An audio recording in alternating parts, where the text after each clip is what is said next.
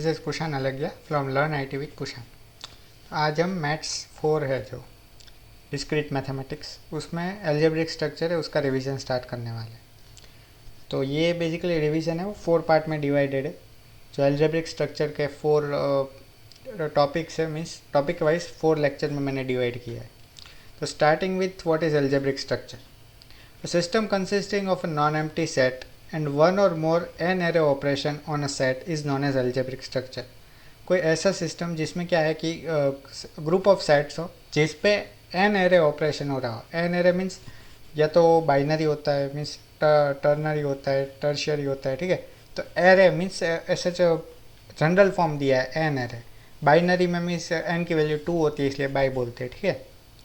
तो ऐसा कोई ऑपरेशन हो रहा है और ऐसी सिस्टम होती है, उसको एल्जेब्रिक स्ट्रक्चर बोलते हैं। अब एल्जेब्रिक स्ट्रक्चर कोई भी सिस्टम होने के लिए उसके लिए कुछ कंडीशन होनी चाहिए। जैसे कोई बाइनरी ऑपरेशन है, वो किसी सेट पे एल्जेब्रिक स्ट्रक्चर है या नहीं, उसके लिए एक कंडीशन होती है, उसको बोलते हैं क्लोजर प्रॉपर्टी। अगर वो कंडीशन है, जैसे ये ए क्रॉस ए टू ए, ये जब सेटिस्फाई होती है ना, ये जो ए क्रॉस ए टू ए, तभी ये क्लोजर बनता है। मीन्स तभी ये एक एल्जेब्रिक स्ट्रक्चर बनता है। कोई आपको दो सेट देती है, एक ए सेट है और एक बी सेट है, दोनों पे कोई ऑपरेशन परफॉर्म हुआ, जैसे इधर मल्टीप्लिकेशन है और ये दो सेट है ए और ए, मीन्स जो सेट है उस पर ही एक ऑपरेशन हो रहा है मल्टीप्लिकेशन, और अगर आपको आउटपुट उसी सेट में मिलता है तो वो क्लोजर प्रॉपर्टी मीन्स वो एक एल्जेब्रिक स्ट्रक्चर गिना जाता है। अगर कोई सेट उसी सेट के साथ अपना कोई ऑपरेशन परफॉर्म करता है और आंसर उसी सेट में आता है तो उसको एल्जेब्रिक स्ट्रक्चर बोलते हैं। तो ये उसकी बेसिक डेफिनेशन होगी। अब इसको अगर अंडरस्टैंड करना कि एल्जेब्रिक स्ट्रक्चर का मीनिंग क्या है, तो it means that when two operand a or b from set S are operated with any operation star, then the result is also in the set S. इसका मतलब क्या है, कोई भी दो ऑपरेंड है, ऑपरेंड मीन्स क्या, कोई भी दो डेटा है, एक ए है और एक बी है, उन दोनों को स्टार ऑपरेशन, स्टार है ना वो एक जनरल फॉर्म है कि आप उसकी जगह पे कोई भी ऑपरेशन रख सकते हो। उन दोनों को अगर ऑपरेट किया जाता है और जो आंसर आता है वो भी उसी सेट में हो, तो आप बोल सकते हैं कि वो एक एल्जेब्रिक स्ट्रक्चर है, ठीक है। तो अभी कौन से ऑपरेशन अवेलेबल है वो देख लेते हैं। स्टार्टिंग विथ एडिशन, जो सबको पता है 2 नंबर का एडिशन होता है, फिर मल्टीप्लिकेशन है, फिर सेट ऑपरेशंस भी है, जैसे यूनियन, इंटरसेक्शन, डिफरेंस है, ठीक है, वो सारे सेट ऑपरेशंस है। अब देखते हैं प्रॉपर्टीज़ क्या होती है। कोई भी बाइनरी ऑपरेशन, कोई भी ऑपरेशन होता है ना, उसकी एक कोई स्पेसिफिक प्रॉपर्टी होती है, तो वो प्रॉपर्टीज़ का नाम है और उसका फंक्शन है, ठीक है। तो वो पहले देख लेते हैं। जैसे फर्स्ट प्रॉपर्टी है क्लोजर। क्लोजर का मीनिंग क्या होता है, अगर दो कोई भी ऑपरेंड है उसको ऑपरेट किया, जो आंसर आया वो भी उसी सेट में हो, जो भी हमने ऊपर डिस्कस किया वही है कि ए और बी दो ऑपरेंड है, वो सेट ए में है, इन दोनों पे कोई ऑपरेशन परफॉर्म किया तो जो आंसर आया वो भी सेट ए में है, तो इसको क्या बोलते हैं, क्लोजर प्रॉपर्टी बोलते हैं। नेक्स्ट है कम्यूटेटिव। कम्यूटेटिव मीन्स क्या, अगर ए स्टार बी है तो बी स्टार है, मीन्स दोनों का जो पोजीशन है वो मैटर नहीं करता है, ठीक है। अगर ए प्लस बी है तो वही बी प्लस ए होगा, ठीक है, तो इसको कम्यूटेटिव बोलते हैं। फिर होता है associative. A star b whole star c equal to a star whole b star c, ठीक है। इसका मतलब क्या है कि दो, पहले इन दोनों का ऑपरेट करो फिर इसके साथ ऑपरेट करो, या फिर पहले इन दोनों का ऑपरेट करो और इसके साथ ऑपरेट करो, ये दोनों अगर सेम आते हैं रिजल्ट तो इसको एसोसिएटिव बोलते हैं, ठीक है। और ये प्रॉपर्टी कौन सी है, एसोसिएटिविटी। नेक्स्ट है आइडेंटिटी। आइडेंटिटी मीन्स क्या, कि किसी का भी ऑपरेशन करते हो तो वो सेम नंबर मिलता है। जैसे एक मैं एग्जांपल देता हूँ, 1 + 0 करते हैं तो क्या मिलता है, 1 ही मिलता है। तो उसका मतलब क्या है कि 1 को आप 0 के, किसी भी नंबर को 0 के साथ ऐड करते हो तो आपको सेम नंबर मिलता है, तो उसको आइडेंटिटी बोलते हैं, ठीक है। कि किसी भी नंबर को कोई एक स्पेसिफिक नंबर के साथ ऑपरेट करो तो आपको यही नंबर अगर रिजल्ट में मिल रहा है तो उसको आइडेंटिटी बोलते हैं। Next is inverse. और आइडेंटिटी में एक चीज़ याद रखनी है कि जो 0 था वो आइडेंटिटी एलिमेंट बोला जाता है, ठीक है ना। तो ये एक था। फिर है इनवर्स। इनवर्स में क्या होता है कि एक नंबर को उसके इन्वर्स के साथ अगर ऑपरेट करें ना तो हमको आइडेंटिटी मिलता है। तो ये उसका एक बेसिक फॉर्मेशन है, ठीक है ना, कि a star a inverse equals to a inverse star a equals to e. E एक आइडेंटिटी एलिमेंट है। अब इसका एग्जांपल दूँ तो एडिशन में एक 1 है, अगर हमें 2 नंबर का एडिशन कर रहे हैं, ठीक है, तो उसका आंसर क्या होता है, एक स्पेसिफिक नंबर आता है। अब इन्वर्स मतलब क्या कि एक नंबर ऐसा है जिसको दूसरे नंबर के साथ ऐड करो तो आपको आंसर ज़ीरो होना चाहिए। अभी हमने इधर देखा कि आइडेंटिटी एलिमेंट क्या था, ज़ीरो था, तो a plus x equals to zero होना चाहिए। तो x की वैल्यू क्या आएगी, -1, तो प्लस 1 प्लस -1 क्या होगा, ज़ीरो होता है। तो ये एग्जिस्टेंस ऑफ इन्वर्स है कि 1 भी उसी सेट में है और -1 भी उसी सेट में है, इसलिए दोनों का अगर ऑपरेट करते हैं तो आंसर आपका आइडेंटिटी एलिमेंट आता है। ये इन्वर्स है। अब देखते हैं डिस्ट्रीब्यूटिविटी। डिस्ट्रीब्यूटिविटी मीन्स क्या होता है कि अगर दो ऑपरेशन डिफरेंट है तो इसको अगर इसके ब्रैकेट के अंदर डालते हैं तो इंडिविजुअल को एक एक ऑपरेशन मिल जाता है और ये ऑपरेशन होल में चला जाता है, इसको डिस्ट्रीब्यूटिविटी बोलते हैं। फिर होता है कैंसलेशन लो। कैंसलेशन लो मीन्स क्या, अगर ए स्टार बी और ए स्टार सी है तो दोनों अगर एलिमेंट सेम है तो इन दोनों को कैंसिल कर सकते हैं। इसका एग्जांपल दूँ तो ए प्लस बी और ए प्लस सी है तो ए को आप कैंसिल कर सकते हो, इसका आंसर क्या आएगा, बी प्लस सी। ठीक है, इसको कैंसलेशन लो बोलते हैं। अब इसमें दो डिवाइड होते हैं, एक लेफ्ट कैंसलेशन लो है, एक राइट कैंसलेशन लो है। ठीक है, फिर आता है idempotent element. Idempotent element means क्या, उसको अगर उसी एलिमेंट के साथ अगर ऑपरेट किया जाए तो आपका आंसर सेम है। जैसे 1 है तो 1 इंटू 1 क्या होता है, 1 ही होता है। तो इस ये एक एग्जांपल है आइडेम्पोटेंट एलिमेंट का। 0 प्लस 0 क्या होता है, 0 ही होता है। ये आइडेम्पोटेंट एलिमेंट का एक एग्जांपल है। अब थोड़े थियरम्स है। ठीक है, ये बेसिक थियरम्स है, इसको आपको मेमोराइज नहीं करना है पर आपको लॉजिक पता होना चाहिए कि ये ऐसे भी हो सकता है। जैसे the identity element of binary operation star on set है इफ एग्जिस्ट इज यूनिक। मतलब आइडेंटिटी एलिमेंट अगर कोई भी ऑपरेशन पे है, मीन्स आइडेंटिटी एलिमेंट उसका एग्जिस्ट करता है तो वो यूनिक होगा। ये पता होना चाहिए कि जैसे एडिशन है कोई भी दो नंबर का 1 प्लस 2, तो उसका एक आइडेंटिटी एलिमेंट ढूंढने जाएँ तो वो एक ही होगा, वो है 0। 1 प्लस 0 ही 1 आएगा। फिर 1 प्लस कुछ और करेंगे तो 1 नहीं आ सकता। ठीक है ना, वो इम्पॉसिबल है। 1 प्लस 0 ही 1 आने वाला है। वैसे ही 2 प्लस 0 ही 2 आने वाला है। 2 प्लस समथिंग एल्स करेंगे तो 2 नहीं मिलेगा। ठीक है, ये है। फिर दूसरा थियरम में क्या है कि if star is an associative binary operation in A then inverse of every invertible element is unique. Means क्या है कि अगर स्टार एसोसिएटिव बाइनरी ऑपरेशन है, एसोसिएटिव मीन्स क्या, a star b star c equals to a star b star c. अब ये क्या है बोल रहा है कि then inverse of every invertible element is unique. अगर कोई इन्वर्स फाइंड करते हैं, ठीक है, तो जो इन्वर्स मिलता है वो हमेशा यूनिक होगा।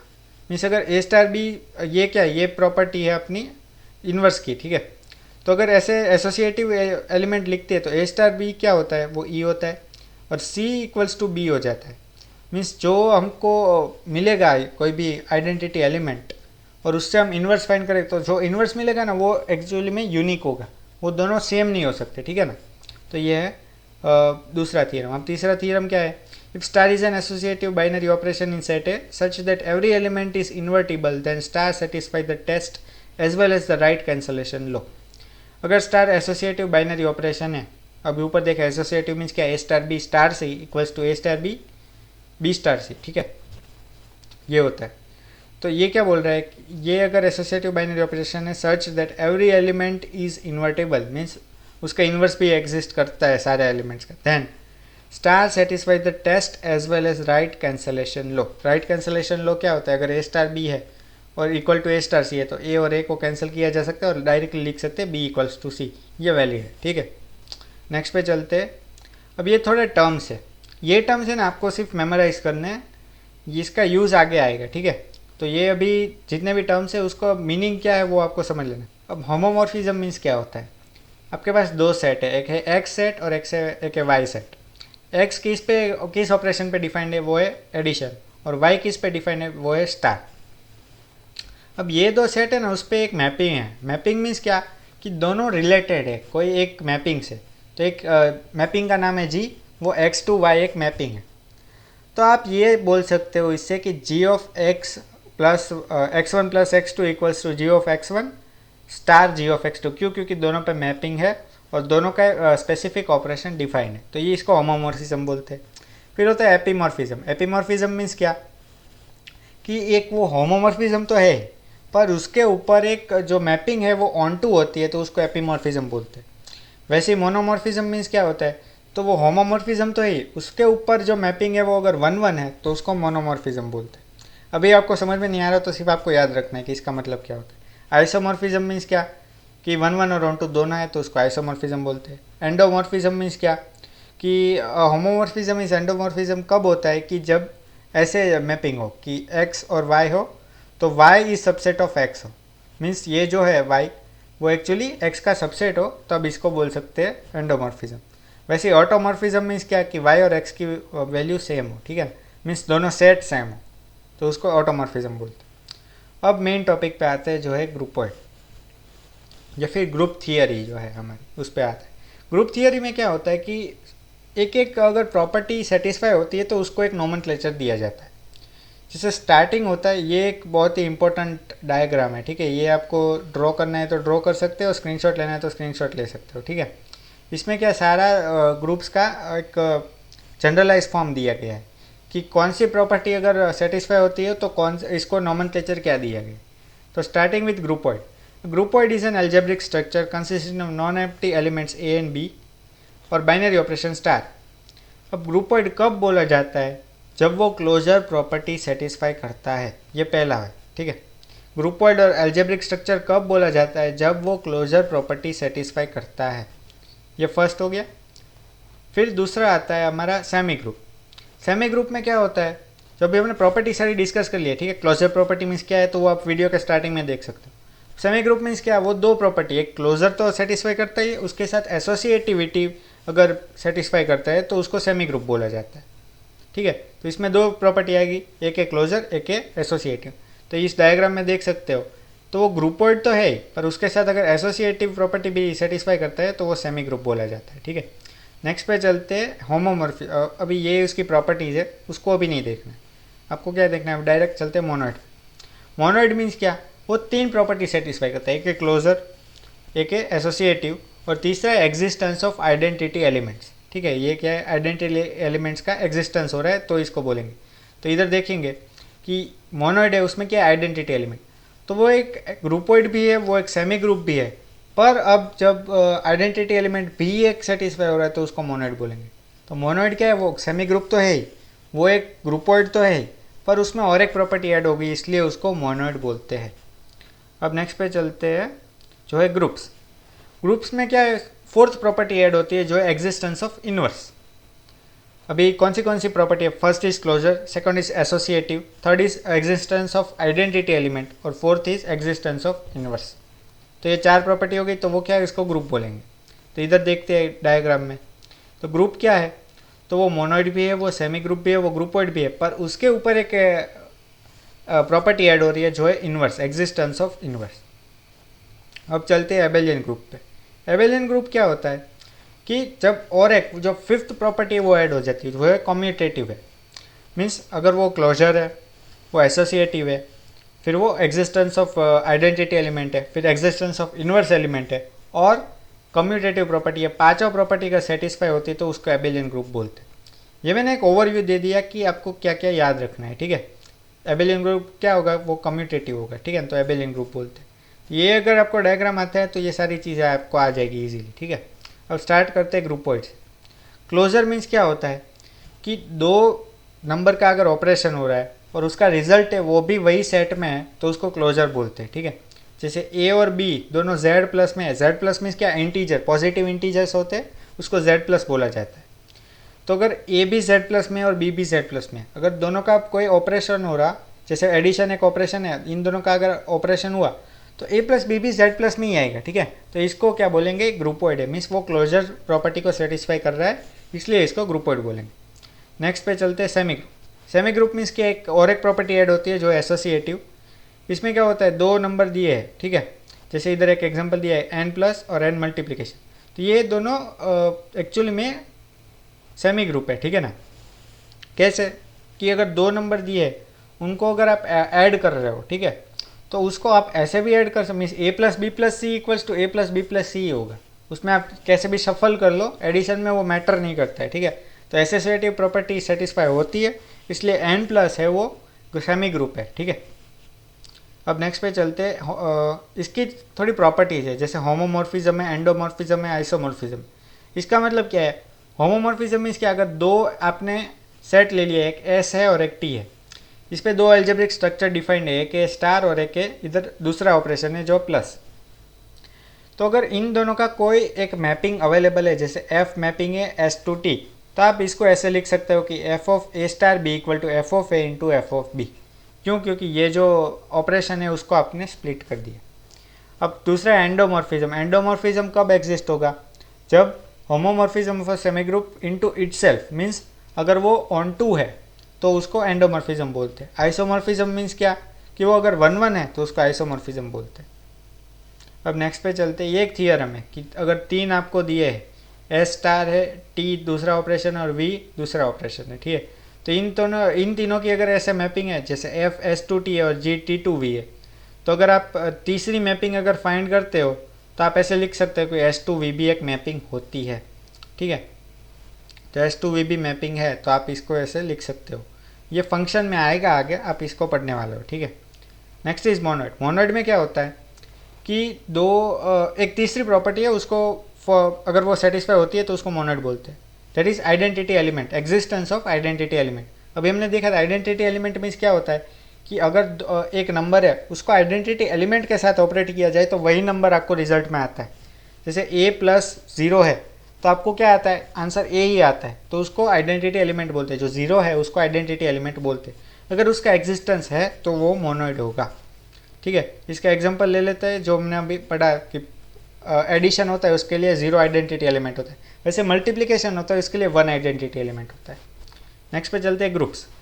ग्रुप्स क्या है कि एक फोर्थ प्रॉपर्टी अगर सेटिस्फाई हो रही है जो है एग्जिस्टेंस ऑफ इनवर्स एलिमेंट। अगर दो नंबर है वो एक स्पेसिफिक सेट में अवेलेबल है तो वो दो अगर ये कंडीशन को सेटिस्फाई कर रहे हो ना कि a star a inverse equals to a star a inverse star a equals to e, तो इसको बोलते हैं एग्जिस्टेंस ऑफ इनवर्स। मीन्स क्या? अगर कोई सेट है, जैसे एक इधर एग्जांपल दिया है Z, means set of integers, वो प्लस में एक ग्रुप है। मीन्स क्या कि अगर आप कोई भी एक एलिमेंट ले, जैसे 2 है, तो उसका इन्वर्स उसी सेट में एग्जिस्ट करता है। इन्वर्स कैसे फाइंड करता है? 2 प्लस उसका इन्वर्स है is equals to identity element होता है। Means 2 plus x equal to 0, तो एक्स की वैल्यू क्या आएगी? -2। तो 2 और -2 दोनों जेड में ही अवेलेबल है, इसलिए वो ग्रुप है। मीन्स वो एग्जिस्टेंस ऑफ इन्वर्स सेटिस्फाई करता है, इसलिए वो ग्रुप है। नेक्स्ट पे चलते हैं Abelian group. Abelian group means क्या होता है कि वो फिफ्थ प्रॉपर्टी को सेटिस्फाई करता है, that is commutative. Commutative means क्या? ए ऑपरेशन बी है वही बी ऑपरेशन ए होता है, ठीक है। तो a star b equal to b star है, वो किस में सेटिस्फाई? जेड प्लस है, क्यू प्लस है, ये इसके एग्जाम्पल है, वो आप देख सकते हो। अब ये एक इंपॉर्टेंट चार्ट है, आप पॉज करके एक एक को ऑपरेशन को देख सकते हो कि कौन सा ऑपरेशन कौन सी प्रॉपर्टी को सेटिस्फाई कर रहा है। अब एक चीज़ इसमें नोटिस करने वाली क्या है कि अगर वो ग्रुप है, जैसे इधर एक ग्रुप है, तो ये पहले वाली सारी प्रॉपर्टी को सेटिस्फाई करेगा ही, तो ही वो ग्रुप हो सकता है। वैसे और एक एग्जांपल, ये मोनोइड है तो ये पहले दो प्रॉपर्टी उसको सेटिस्फाई करेगा तभी वो मोनोइड में जा सकता है। उसके अगर ये सेटिस्फाई नहीं होगी तो ये कुछ मीनिंग नहीं बनता है, ठीक है। तो ये आपको याद रखना है कि पहले वाली अगर प्रॉपर्टी सेटिस्फाई होती है तो ही वो आगे जा सकता है। अभी नेक्स्ट पे चलते हैं कि इसके थोड़े एग्जांपल ले लेते हैं। जैसे ये एक एग्जांपल है जिसमें क्या दिया है, जी है वो सेट है जिसमें क्या है -i 1 और -1, ये जी सेट में है और आपको ऑपरेशन दिया है मल्टीप्लिकेशन। इस पर आपको कंप्यूट करना है कि ये क्या है, ये ग्रुप है, सेमी ग्रुप है, एबेलियन ग्रुप है, क्या है। तो पहली प्रॉपर्टी है closure property. Closure property means क्या? दो ऑपरेंड है उसको ऑपरेट करते हैं तो आंसर भी आपका वही सेट में आना चाहिए। Means -i into I -i करते तो क्या आता है? +i², i² मीन्स -1, फिर i इंटू -i 1 आता है, 1 इंटू -i आता है, -1 इंटू -i क्या आता है? i आता है। वैसे ये एक टेबल लिख लेना है। अगर आप देखते हो कि ये जो सारे मल्टीप्लिकेशन करते हैं ना, फिर भी जो रिजल्ट आता है वो इसी सेट में आता है, मीन्स ये क्लोजर प्रॉपर्टी को सेटिस्फाई कर रहा है। Second is associativity. Associativity means क्या? ये कंडीशन आपको फुलफिल होनी चाहिए। इसका मतलब क्या है कि अगर आप ऐसे 3 नंबर ले लेते हो इसी सेट में से, इसको अगर ऐसे मैन्युपुलेट करते हो तो दोनों का आंसर सेम आ रहा है, तो एसोसिएटिव प्रॉपर्टी है। इधर सेम आ रहा है इसलिए ये एसोसिएटिविटी प्रॉपर्टी को फॉलो करता है, ठीक है। Next is existence of multiplicative identity. अब मल्टीप्लिकेशन होता है ना, उसमें एक आइडेंटिटी एग्जिस्ट करती है। इधर क्या सेट दिया है कि -i 1 और -1, इसके आइडेंटिटी फाइंड करनी हो तो उसकी एक मेथड है i इंटू 1, मीन्स किसी भी दो एलिमेंट को अगर आप मल्टीप्लाई करते हैं, उसको अगर वही एलिमेंट के साथ इक्वेट करते हैं तो आपको आइडेंटिटी एलिमेंट मिल जाएगा। जैसे i into one equal to one into i equals to i, तो इसके ऊपर से आप बोल सकते हैं आइडेंटिटी एलिमेंट क्या है, ठीक है, जो है 1। नेक्स्ट पे चलते हैं एग्जिस्टेंस ऑफ मल्टीप्लिकेटिव इन्वर्स। अब इन्वर्स का मतलब क्या है कि ये एक कंडीशन है कि a into a inverse equals to a inverse into a equals to identity मिलना चाहिए, तो आपका existence of multiplicative inverse follow होता है, ठीक है। तो इसमें देख सकते हो कि ये टेबल है, इसमें माइनस आई का इन्वर्स करोगे तो क्या मिलेगा, आई मिलेगा। वैसे आई का इन्वर्स करोगे तो क्या मिलेगा, माइनस आई मिलेगा। 1 का इन्वर्स करोगे तो क्या मिलेगा, 1 मिलेगा। -1 का इन्वर्स करोगे तो क्या मिलेगा, -1 मिलेगा। तो इस टेबल के ऊपर से आप बोल सकते हो कि इन्वर्स एग्जिस्ट करता है। अब और एक फिफ्थ प्रॉपर्टी क्या है, वो कम्यूटेटिविटी। कम्यूटेटिविटी मीन्स क्या, a star b equal to b star है, होना चाहिए, तो कम्यूटेटिव होता है। -i into i equal to i into -i, ठीक है, वो तो सेम ही होता है मल्टीप्लिकेशन के लिए, तो वह कम्यूटेटिविटी भी फॉलो करता है। इसका मतलब क्या है कि ये एक एबेलियन ग्रुप है, ये जो ऑपरेशन है ये एक्चुअल में एक एबेलियन ग्रुप है, ये बोल सकते हैं। वैसे ही और एक एग्जांपल है, ये जो एग्जांपल है ना, ये मोस्ट प्रोबेबली एग्जाम में आने वाला है, ठीक है। ये मल्टीपल टाइम्स ऐसे ही पूछा गया है कि a प्लस बी प्लस 1 है, इसकी जगह थोड़ा चेंज कर देते, जैसे 2a प्लस बी प्लस 1 है, a प्लस 2b प्लस 1 है, ऐसा थोड़ा थोड़ा चेंज कर देते।